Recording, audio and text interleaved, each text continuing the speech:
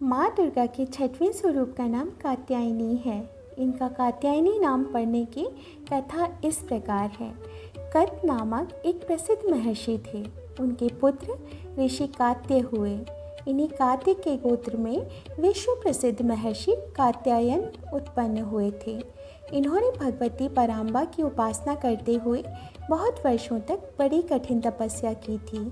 उनकी इच्छा थी कि माँ भगवती उनके घर में पुत्री के रूप में जन्म लें।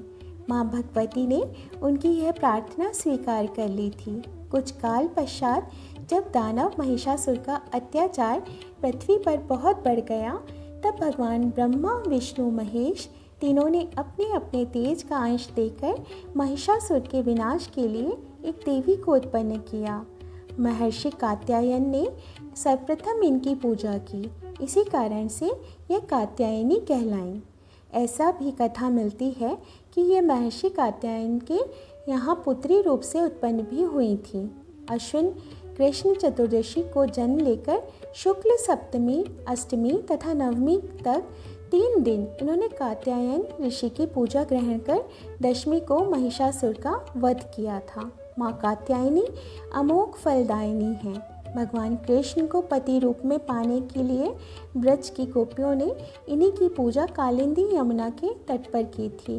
ये ब्रजमंडल की अधिष्ठात्री देवी के रूप में प्रतिष्ठित हैं। इनका स्वरूप अत्यंत ही भव्य और दिव्य है। इनका वर्ण स्वर्ण के समान चमकीला और भास्वर है। इनकी 4 भुजाएं हैं।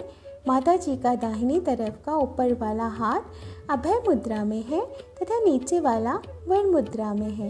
बाएं तरफ के ऊपर वाले हाथ में तलवार और नीचे वाले हाथ में कमल पुष्प सुशोभित है। इनका वाहन सिंह है।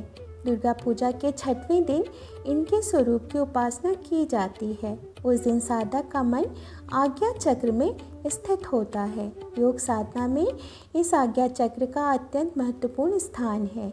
इस चक्र में स्थित मन वाला साधक माँ कात्यायनी के चरणों में अपना सर्वस्व निवेदित कर देता है।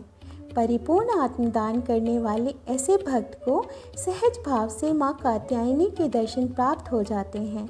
माँ कात्यायनी की भक्ति और उपासना द्वारा मनुष्य को बड़ी सरलता से अर्थ, धर्म, काम, मोक्ष चारों फलों की प्राप्ति हो जाती है।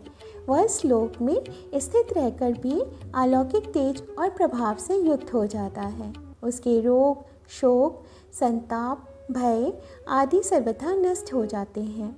जन्म जन्मांतर के पापों को विनष्ट करने के लिए माँ की उपासना से अधिक सुगम और सरल मार्ग दूसरा नहीं है। इनका उपासक निरंतर इनके सानिध्य में रहकर परम पद का अधिकारी बन जाता है। अतः हमें सर्वतोभावेन माँ के शरणागत होकर उनकी पूजा उपासना के लिए तत्पर होना चाहिए। जय माँ कात्यायनी।